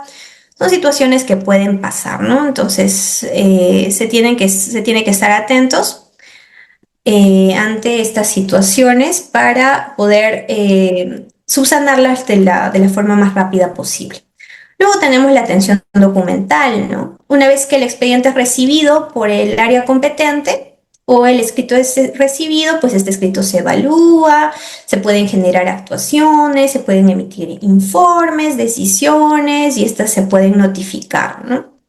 Y todo esto está incluido dentro de la etapa de atención documental. ¿Qué tipo de documentos administrativos tenemos? Bueno, tenemos los oficios, que son documentos donde se da una comunicación formal entre entidades o con terceros. Si, por ejemplo, SUNAT quiere pedir información a SUNAFIL, pues lo hará a través de un oficio. Luego tenemos las cartas, que son dirigidas a personas naturales o jurídicas. Los memorándums, que son documentos de comunicación interna, ¿no? Por ejemplo, no sé, la Secretaría Técnica de Procedimientos Disciplinarios quiere pedirle información a la Oficina de Recursos Humanos de la institución XY, ¿no? Entonces, el memorándum se usa para la comunicación entre áreas que pertenecen a la misma institución. Luego tenemos los documentos de análisis, como los informes, ¿no? Que pueden ser técnicos, pueden ser legales. Técnicos son aquellos en los que se analiza aspectos especializados, aspectos técnicos, y los informes legales son aquellos que contienen un análisis jurídico, ¿no? Por ejemplo, en el caso de los informes finales de instrucción de los procedimientos sancionadores, pues estos serán considerados informes legales. Luego tenemos los documentos de decisión, que pueden ser las resoluciones, a través de las cuales se puede decidir, ¿no? Si un procedimiento es fundado, es infundado, si se archiva, si se declara improcedente. Un acta, a través de la cual, por ejemplo, una municipalidad puede tomar decisiones.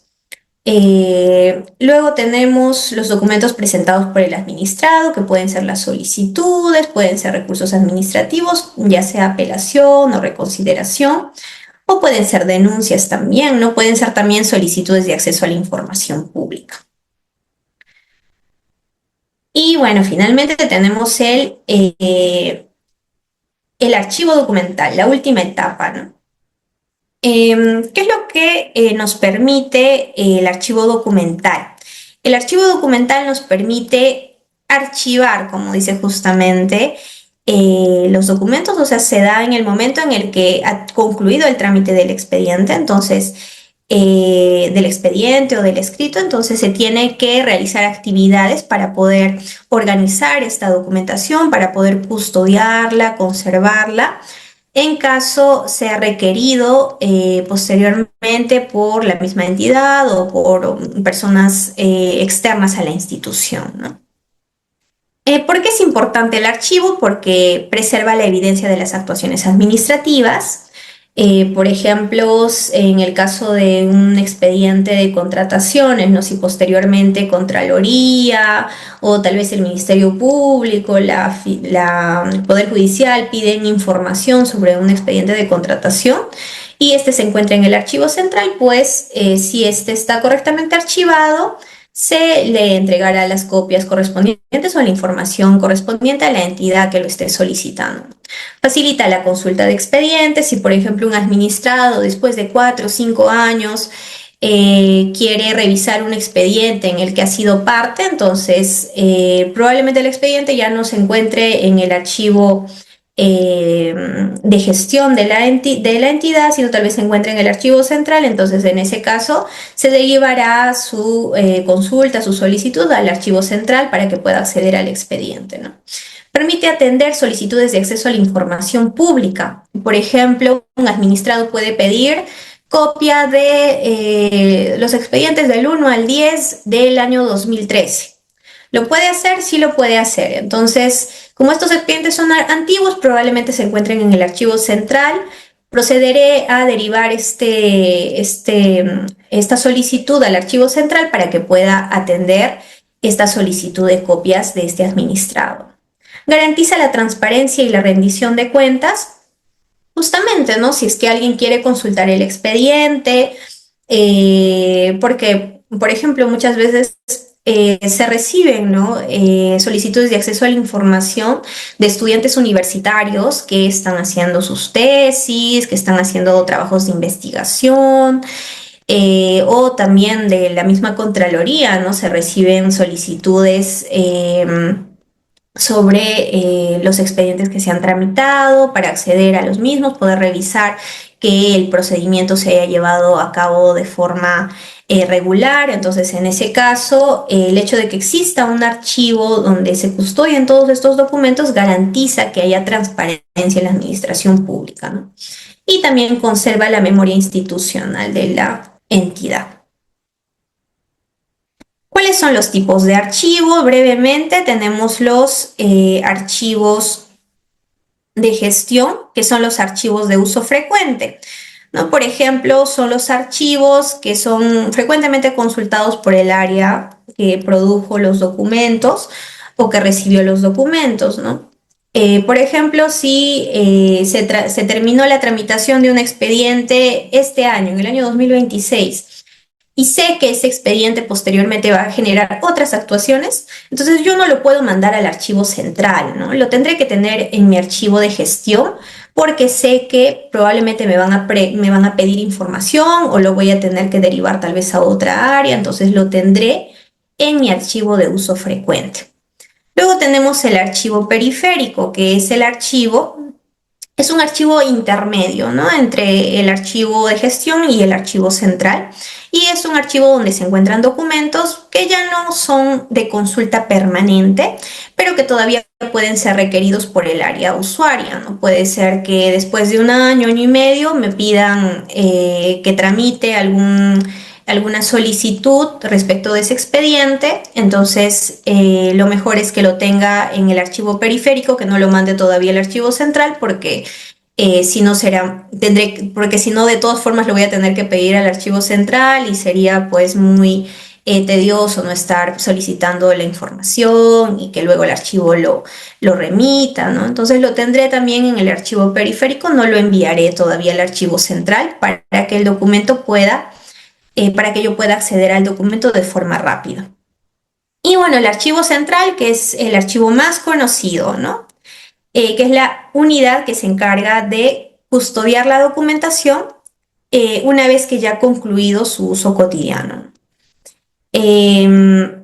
Por ejemplo, muchas oficinas, ¿no? Sobre todo si son oficinas que tienen órganos desconcentrados, en sus sedes centrales suelen tener el archivo central, ¿no? Y las oficinas desconcentradas envían su documentación periódicamente una vez que el trámite ha concluido. Y finalmente tenemos el archivo histórico, que conserva documentos que tienen un valor histórico o permanente para la institución o para la sociedad, por ejemplo, resoluciones emblemáticas que se hayan podido emitir, documentación histórica, ¿no? O actos relevantes o actos que sean relevantes para la memoria institucional, ¿no? Ok, entonces, ya vimos el tema del trámite documentario, sabemos que está conformado por 5 etapas. ¿Y por qué actualmente se está optando por convertir, ¿no? al trámite documentario en un trámite digitalizado? Porque anteriormente todo el trámite se realizaba de forma física, ¿no? Pero actualmente muchos estas etapas se han digitalizado por completo en muchas de las instituciones públicas, ¿no? ¿Y esto por qué se hizo? Porque antiguamente existían varios problemas, ¿no? Por ejemplo, había dependencia del horario de oficina. Si la oficina, por ejemplo, abría a las 8 de la mañana y cerraba a las 4 de la tarde, el usuario solo podía presentar sus documentos dentro de ese rango de horas, ¿no? Después de esa hora, la oficina cerraba y el administrado lamentablemente no podía presentar ningún escrito. Traslados físicos, ¿no? Por ejemplo, en el caso de un administrado que pues viva muy lejos de la ciudad, viva muy lejos de Lima y tenía que trasladarse físicamente hasta la ciudad de Lima para poder presentar sus escritos, ¿no? También habían colas y costos de atención. Eh, por ejemplo, actualmente existe el sistema de Págalo.pe, ¿no? Del Banco de la Nación. Y muchos de los pagos se pueden realizar a través de Págalo.pe. Entonces, esto ha reducido las colas y costos de atención, ¿no? Por ejemplo, en el Banco de la Nación. También habían barreras geográficas, ¿no? Bueno, como dije anteriormente, por un tema geográfico, no había administrados que no podían ir de manera física rápidamente, ¿no? A la oficina central de la entidad, y esto podía ocasionar que tal vez los escritos que presenten estén fuera de plazo o que la notificación, por ejemplo, nunca les llegue porque, por ejemplo,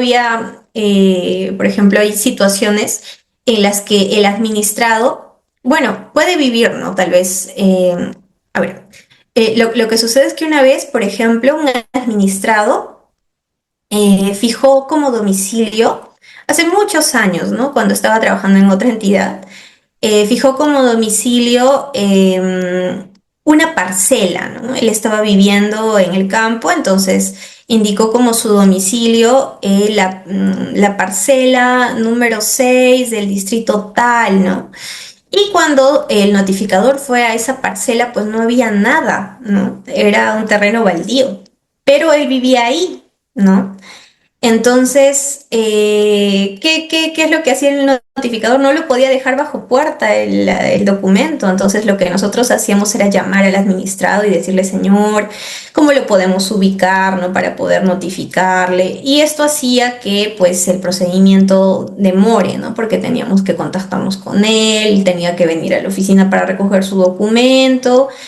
Y, pues, esto traía bastante retraso, ¿no? En el trámite del procedimiento. Entonces, gracias a la digitalización de los expedientes o de la digitalización del trámite documentario, actualmente, por ejemplo, esta situación puede salvarse con el hecho de que el administrado puede fijar un domicilio por correo electrónico, ¿no? Entonces no tendríamos nosotros necesidad de ir a buscarlo hasta ese lugar para poder notificarle, y también esto aseguraría que su notificación sea correctamente recibida por él, ¿no? Entonces, ¿qué es lo que ha cambiado con la recepción o con el sistema de trámite documentario digital, ¿no? Ahora hay una presentación permanente de los expedientes. Los usuarios pueden presentar sus escritos 24 horas al día, 7 días a la semana. Pueden acceder desde cualquier lugar, ¿no? Incluso desde el extranjero pueden hacer sus trámites de forma digital, ¿no? Hay una mejor trazabilidad digital.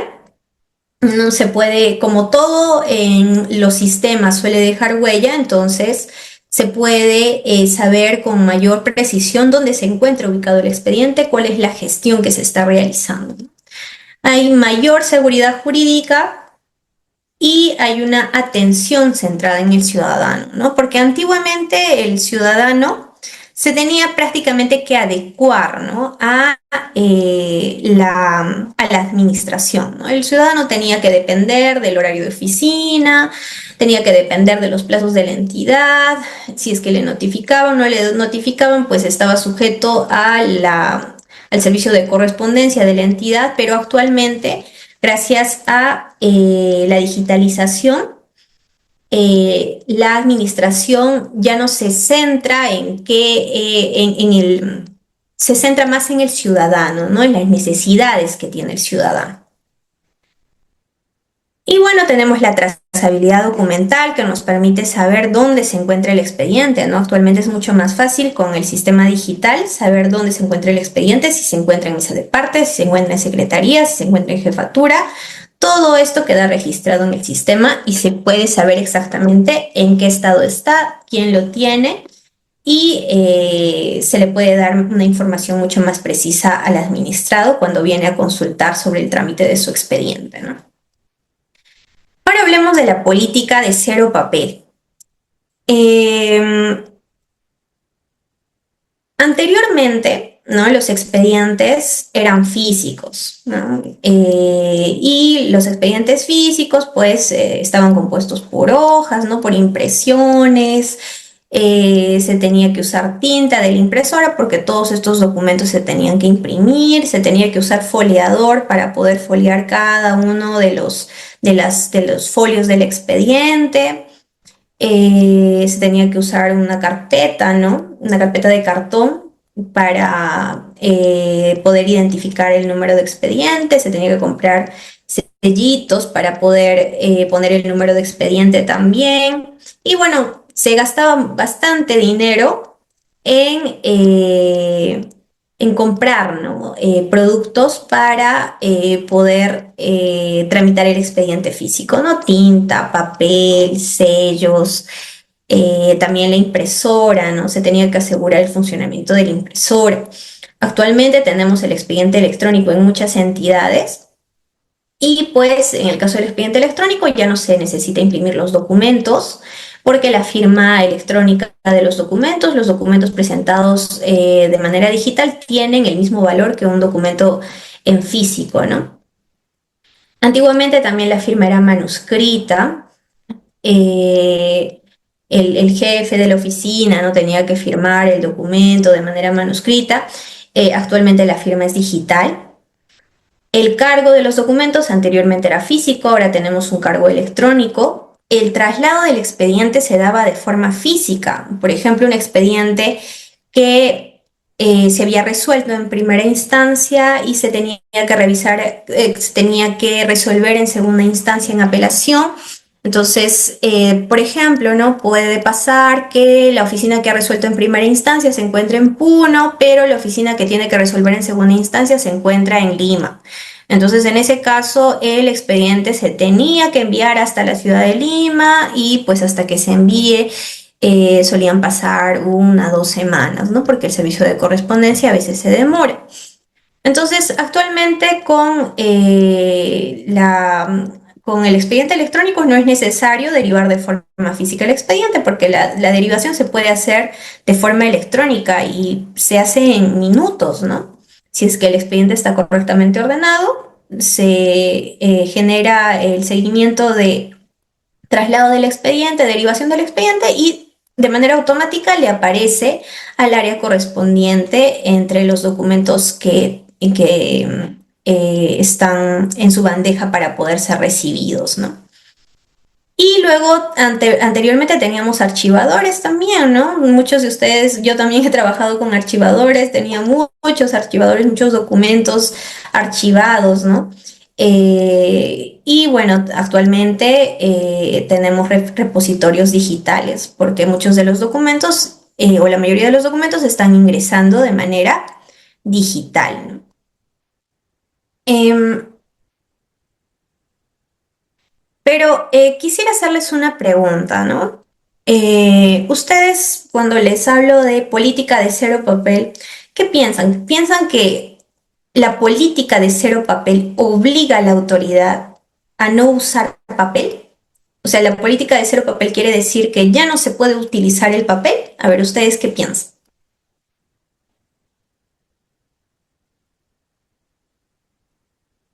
No, no. Dice uso preferente. Promueve medios alternativos al uso de papel. Muy bien, no. Exactamente. Puede, exacto, la política de cero papel es una política que promueve el uso preferente de los medios digitales, pero eso no quiere decir que el expediente no tenga documentos físicos, porque como dice uno de sus compañeros, a ver, Oscar dice, ¿no? Hay expedientes por necesidad que son de papel. Exacto. Hay expedientes, hay documentos que tienen que ser de papel, ¿no? Por ejemplo, si se presenta una prueba física ante una autoridad, ¿no? Por ejemplo, en Indecopi vemos el tema de productos peligrosos, ¿no? Entonces a veces nos presentan pruebas físicas, no sé, botellas, ¿no? Que pueden contener algún producto peligroso y esto jamás lo van a poder presentar de forma digital porque necesitamos la prueba física. Entonces, en ese caso es imposible que pueda presentarse esta prueba de manera digital. Se tendrá que presentar de manera física, ¿no? ¿Qué pasa también si un administrado dice, no, yo no sé usar medios virtuales y yo no tengo correo electrónico, entonces yo quiero que me notifiquen en físico? Mm, yo puedo decir, no, señor, por la política de cero papel, todo tiene que notificarse por correo, así que usted tiene que crear un correo, ¿no? Usted ya verá cómo crea su correo, le dirá a sus hijos o a alguien, pero tiene que tener un correo. ¿Yo le puedo decir eso?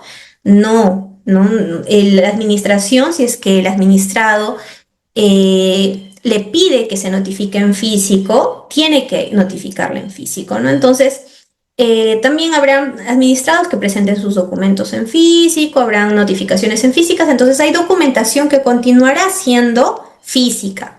¿Y qué se hace con esa documentación? Pues esa documentación se guarda, se crea una carpeta y se guarda, ¿no? Como parte del expediente.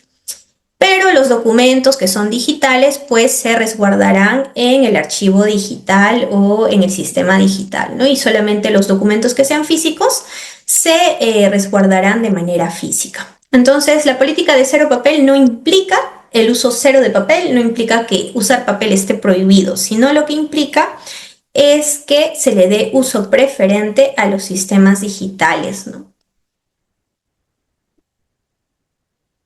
Están muy atentos, de verdad estoy muy, muy feliz con ustedes porque están bastante atentos a la capacitación, pese a que ya son más de las 10 de la noche. Eh, ¿Cuáles son los beneficios de la gestión documental digital? Bueno, primero tenemos la mayor celeridad. Antes un expediente podía estar varios días esperando ser trasladado físicamente, ¿no?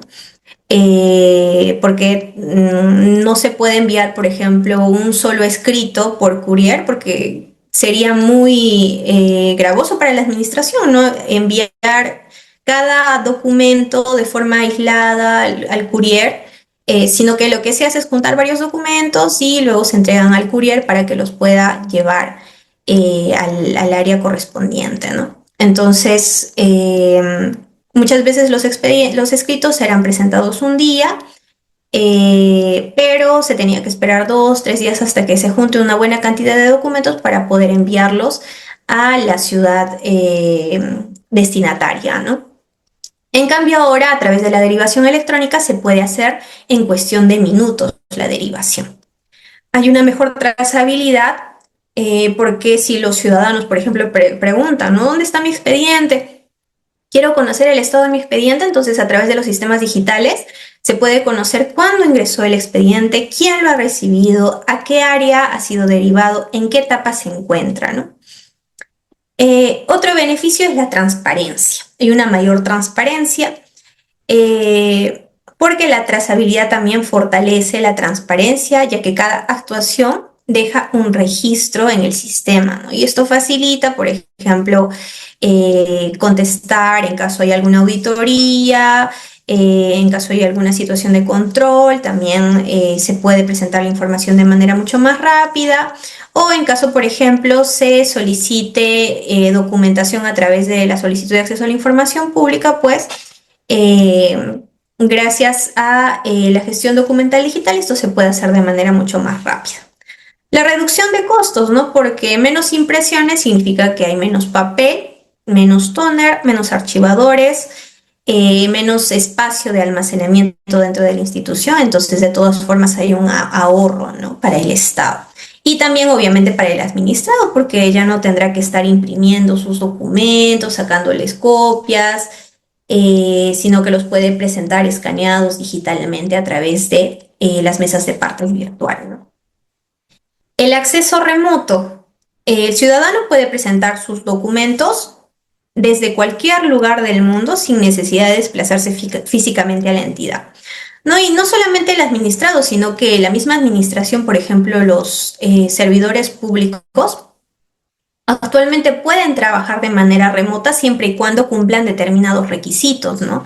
Y este trabajo remoto está siendo impulsado sobre todo actualmente porque existe el expediente digital, ¿no? Antiguamente trabajar de forma remota era muy difícil porque toda la documentación era física, toda la documentación obraba en la oficina, entonces uno tenía que trasladarse a la oficina para poder acceder a los expedientes porque no se podían sacar estos expedientes de la oficina.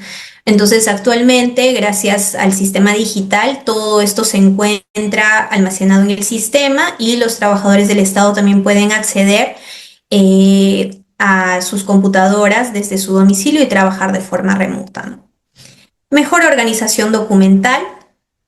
Los sistemas también permiten clasificar, buscar y organizar información con mayor rapidez. Si, por ejemplo, me piden a través de una solicitud de acceso a la información pública, no sé, todas las resoluciones que se hayan emitido desde el año 2008 hasta la fecha, con los sistemas digitales yo puedo fácilmente identificar todas las resoluciones que tengo que entregar y si es que las tengo almacenadas en un sistema, las puedo descargar fácilmente y se las puedo entregar al administrado en tiempo bastante corto, ¿no? Porque si no existiría esto digitalizado, pues yo tendría que estar sacándole copias a cada documento y luego entregárselo de forma física, ¿no? Lo cual sería muy tedioso de hacer y demoraría mucho tiempo. Entonces, ahora pasamos a qué es el gobierno digital, ¿no? El gobierno digital es el uso estratégico de tecnologías digitales y datos para mejorar los servicios públicos y generar valor para la ciudadanía. Tenemos ámbitos dentro del gobierno digital. Tenemos primero la identidad digital. ¿Qué es la identidad digital? En el mundo físico, cuando acudimos a una institución pública, entonces nosotros acreditamos quiénes somos mostrando nuestro DNI, ¿verdad? Y entonces en el entorno digital ocurre exactamente lo mismo, porque la identidad digital permite verificar que la persona que realiza una actuación electrónica es realmente quien dice ser, ¿no? Entonces, por ejemplo, en este caso tenemos al DNI electrónico, a id.gov.pe, a la firma digital, ¿no? Que permite que los funcionarios, servidores públicos puedan firmar documentos y a través de del sistema de RENIEC se puede verificar si este documento ha sido efectivamente firmado por la persona que está enviando el documento, ¿no? Luego tenemos la interoperabilidad, que la vamos a ver en un momento, pero que consiste básicamente en la capacidad que tienen las entidades para poder intercambiar información de manera segura y automática.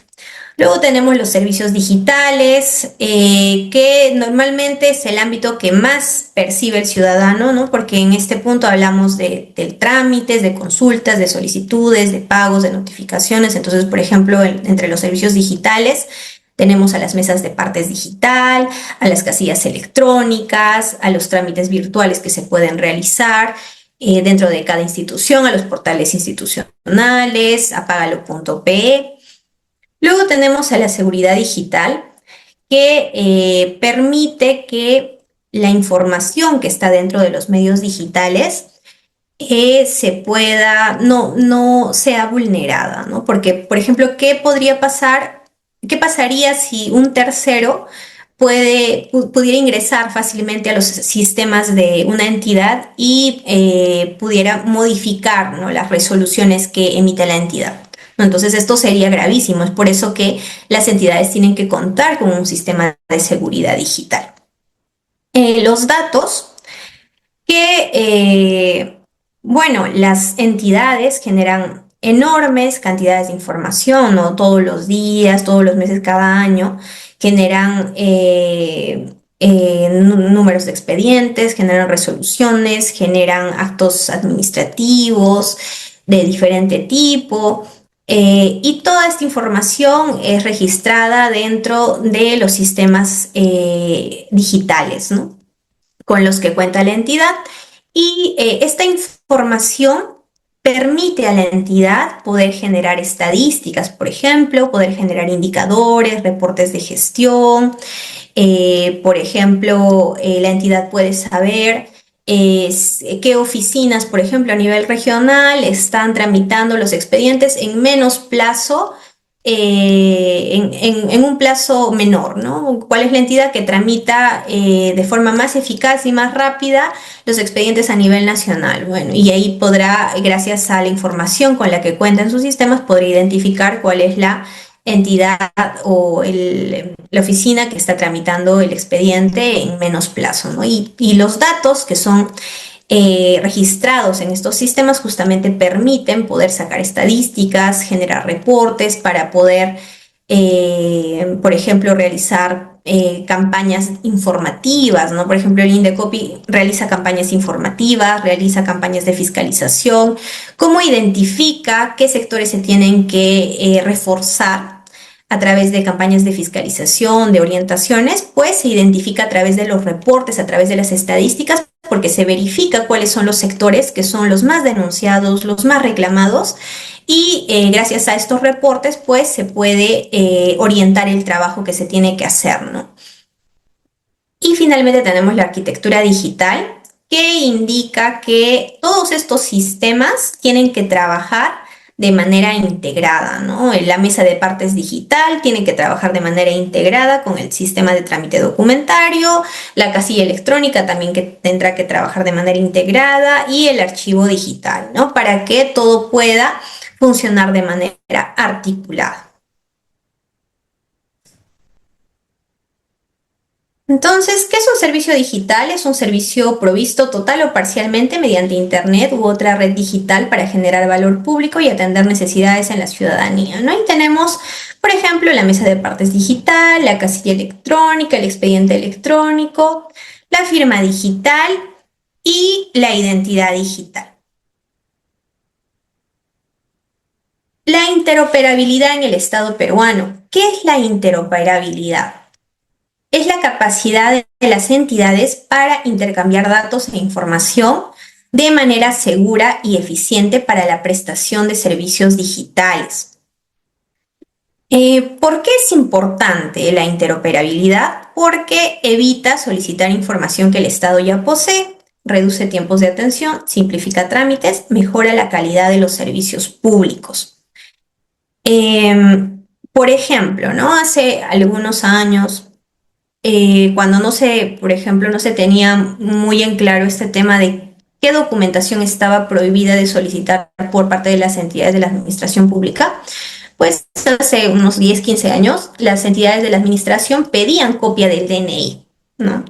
Para realizar trámites, ¿no? Todas las solicitudes que ingresaban tenían que estar acompañadas de su copia del DNI. Pero, ¿qué sucede? Que la administración en un momento se dio cuenta y dijo, pero ¿cuál es la entidad que emite el DNI? Pues es la RENIEC. Y la RENIEC tiene una base de datos con los números de DNI, con los datos de las personas. Entonces, ¿por qué no mejor le pedimos a RENIEC su base de datos o RENIEC nos da acceso a su base de datos y nosotros podemos verificar la información de la identidad de la persona de manera mucho más rápida, sin tener que pedirle al administrado su documentación o su DNI, ¿no? Entonces, de esa forma es que el Estado quitó esa carga al administrado, ¿no? La carga de presentar este documento, porque la administración tiene acceso a esta información, ya que RENIEC ha otorgado el acceso de su base de datos a muchas instituciones del Estado para que puedan hacer esta verificación de forma autónoma, ¿no? De igual manera, la SUNAR también se puede tener acceso, muchas entidades tienen acceso a los sistemas de la SUNAR para poder verificar, por ejemplo, quién es propietario de un inmueble, a nombre de quién está registrada determinada sociedad, determinada propiedad. Antes el administrado tenía que presentar, ¿no?, su certificado, eh, o tenía que presentar un certificado, una consulta registral, ¿no?, emitida por la SUNAR. Actualmente, la administración pública puede acceder a esta información y puede realizar la verificación sin la necesidad de que el administrado presente esta información. No basta con que el administrado indique el número de partida y asiento donde se encuentra esta información para que la autoridad pueda realizar la búsqueda sin tener que pedirle la información al administrado. Y de igual manera también la SUNAT, ¿no? Muchas veces en Indecopi se requiere la información tributaria de los administrados, por ejemplo, para imponer multas. Entonces, se vio por conveniente, ya que SUNAT tenía acceso a esta información, poder pedir no la información de los ingresos de los administrados, pero sí cuál era el tipo de empresa que tienen los administrados, ¿no? Si es una pequeña empresa, una gran empresa, o si es una pequeña empresa, ¿no? Una microempresa. Entonces, de acuerdo a eso, pues, varía la sanción que se le impone, ¿no? Entonces, la SUNAT proporcionó, por ejemplo, esta información, ¿no? La información del tipo de empresa, la cual sirve al momento de graduar la sanción, ¿no? Y bueno, aquí tenemos algo bastante interesante que es PIDE, ¿no?, que es la plataforma de interoperabilidad del Estado. ¿Y qué es PIDE? PIDE es una de las principales herramientas que permite el intercambio de información entre entidades públicas, ¿no? Entonces, pensemos en PIDE pensemos que la RENIEC, SUNAR, SUNAT son tres casitas, ¿ok? Son tres casitas y PIDE es la carretera por la cual que conecta estas casitas, ¿no? Entonces yo como entidad estoy pasando pues por la casita de SUNAT y necesito información, entonces a través de PIDE yo puedo ingresar a esta casita de SUNAT y puedo tomar la información para mi trámite administrativo, ¿no? Entonces, la interoperabilidad es muy importante, ¿no? Porque antiguamente, como les decía, el ciudadano tenía que sacar copia de varios documentos, tenía que ir a la SUNAR para poder sacar su partida registral, ¿no?, y presentarla ante la entidad. Actualmente, esta información la tienen la mayoría de entidades del Estado, ¿no? Y bueno, vamos a terminar con este tema de la seguridad digital, ¿ok? Bueno, ya vimos que la información que manejan las entidades, bueno, ha pasado de ser física a ser digital, ¿no? Y respecto de la información que se maneja de forma física, pues hay varias medidas de seguridad que se tienen que tomar. Pero también para los archivos, los documentos que son presentados de forma digital, también tienen que haber mecanismos de seguridad digital. Entonces, ¿qué es lo que protege la seguridad digital? La seguridad digital protege tres cosas: la confidencialidad, la integridad y la disponibilidad. Son tres pilares, ¿no?, que son protegidos por la seguridad digital. ¿A qué se refiere la confidencialidad? Se refiere a que existen documentos que no pueden ser de acceso de todas las personas de la entidad, ¿no? Por ejemplo, ¿no?, los expedientes sancionadores. Los expedientes sancionadores solamente pueden ser conocidos por el especialista a cargo del expediente y el secretario técnico o la persona que decida respecto del caso. Entonces, no cualquier trabajador puede acceder a este expediente y, por tanto, la confidencialidad lo que busca es que la información solamente pueda ser conocida por las personas que han sido autorizadas, ¿no? Entonces, por ejemplo, también tenemos el caso de que muchos documentos, por ejemplo, resoluciones, pueden tener datos personales, pueden tener información tributaria, secretos empresariales, información reservada. Entonces, no todos los especialistas del área pueden tener acceso a esta información, solamente el encargado del expediente y las personas que resuelven el expediente podrán tener acceso a esta información, ¿no? ¿Qué es la integridad? La integridad busca proteger la documentación, busca proteger la integridad de la documentación. ¿Qué pasaría, por ejemplo, si se emite una resolución decidiendo una resolución, por ejemplo, que decide el archivo de un procedimiento, ¿no? Y esta decisión es firmada por el órgano resolutivo. Y posteriormente una persona X de manera maliciosa, ¿no? Que trabaja en la institución, dice, no, pero yo no quiero que se archive, ¿no? Yo quiero que se funde. Entonces, lo que hace es cambiar el documento, ¿no? Lo cambia, toma la firma, ¿no? La firma de los comisionados, del órgano resolutivo, toma esa firma y la pega, ¿no? Como una imagen al documento. Entonces, esto no se puede hacer, ¿no? Porque gracias al sistema digitalizado existe, ¿no? Todo un sistema que permite identificar cuando una firma ha sido alterada, cuando una firma no es real. Entonces, lo que permite la seguridad digital es justamente que el documento se conserve en su integridad, que no sea alterado posteriormente, que permanezca de forma completa la información y sin alteraciones que no hayan sido autorizadas. La disponibilidad. ¿De qué serviría proteger esta información si es que no podemos acceder a ella cuando la necesitamos, ¿no? Entonces, la disponibilidad garantiza que la información y los sistemas estén accesibles cuando sean requeridos.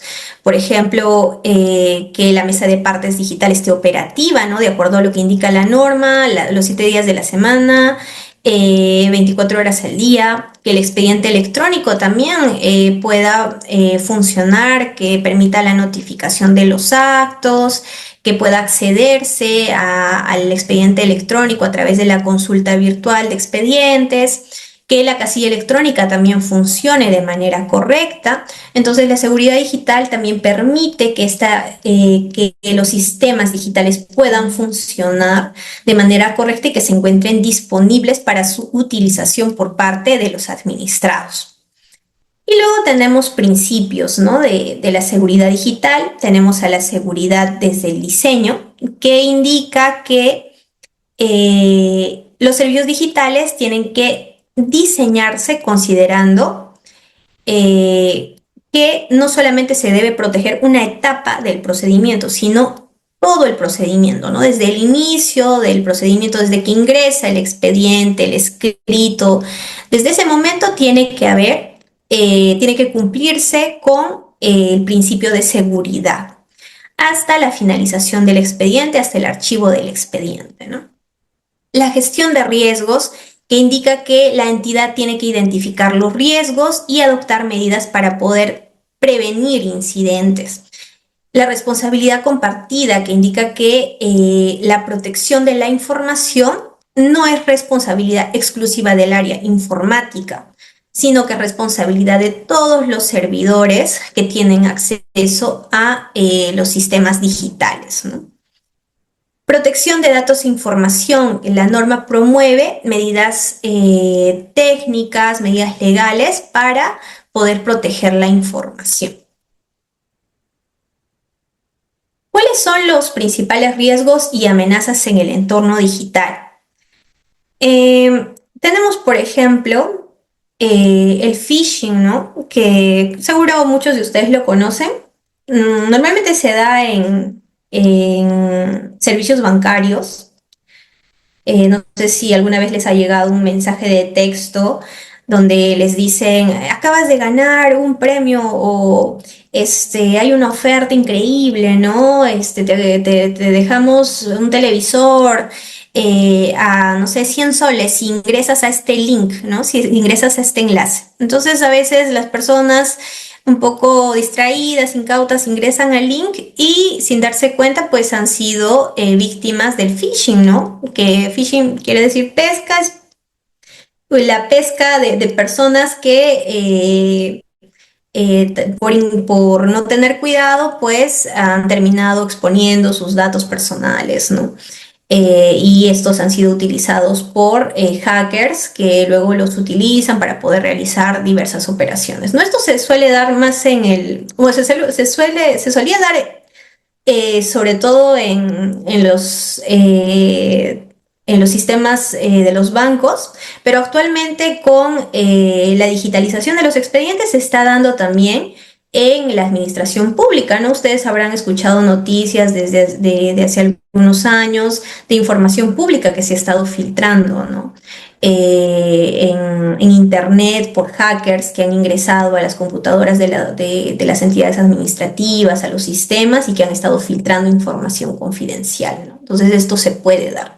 Tenemos los malware también, que son software diseñados para poder afectar los sistemas o acceder a la información.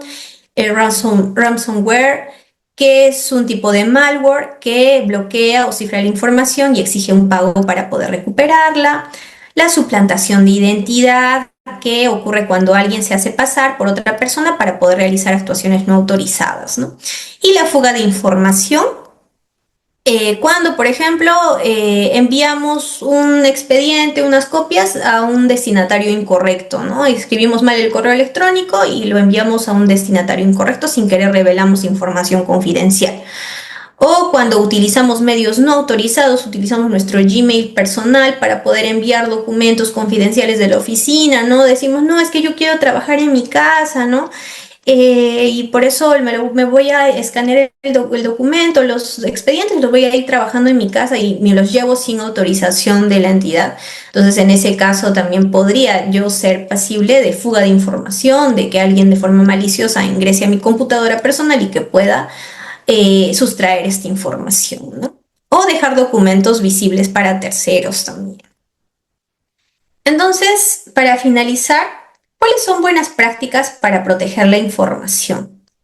Algo importante que tengo que decirles es que muchas veces las situaciones de vulneración de la seguridad no se dan necesariamente porque un hacker ha ingresado, ¿no? De la nada y, y sustrajo la información de la entidad, sino porque muchas veces las mismas personas que tenemos a nuestra mano esta información, pues generamos situaciones que pueden contribuir a que esta información pueda ser sustraída, ¿no? ¿De qué forma? Por ejemplo, a veces damos nuestra contraseña a personas que no están autorizadas o compartimos nuestras contraseñas o compartimos información confidencial con personas que no están autorizadas. Si no usamos canales adecuados para poder comunicarnos, si no usamos los medios oficiales de la entidad para poder comunicarnos, para poder enviar copias, documentación confidencial u oficial, si no verificamos el destinatario. Entonces, ¿cuáles son buenas prácticas para poder remediar esto? Utilizar contraseñas seguras, ¿no? No utilizar nuestra misma contraseña para todos nuestros correos, ¿no? Le pongo Raiza 1, 2, 3 a todas mis contraseñas de todos mis correos. Entonces, en ese caso, yo estaría, pues, no estaría protegiendo de manera adecuada mi información personal, ¿no? Mantener sesiones protegidas, usar siempre los correos institucionales, verificar los enlaces y archivos, proteger los datos personales de los administrados. Cuando tenemos, por ejemplo, solicitudes de acceso a la información pública, siempre tachar la información que constituyan datos personales de los administrados para evitar vulneraciones a derechos de las personas que se encuentren involucradas, ¿no? Y realizar siempre respaldos de información, porque los sistemas, como les dije anteriormente, no son perfectos, pueden haber errores, pueden haber fugas de información, no pueden haber pérdida de información, puede darse esta situación, entonces siempre usemos respaldos de información.